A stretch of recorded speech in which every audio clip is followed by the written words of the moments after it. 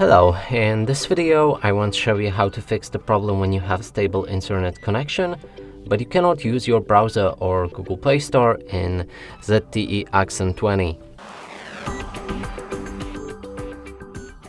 And before we fix this, let's open the Google Play Store and actually try to download something like Clash Royale.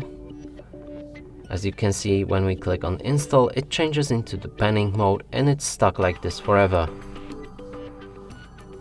We can cancel it for now and move on to the browser. Right here, if we try to reach anything, there's this error message we have.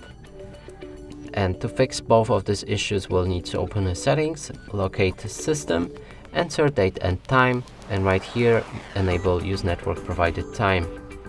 If you go back, you can open a Google Play Store and install the game. It should work fine now. And the same is with Google Chrome, so we can reload the page and it works like a charm. And that's it for this video. Hope you like it. Please consider subscribing to our channel, leave a like and a comment below.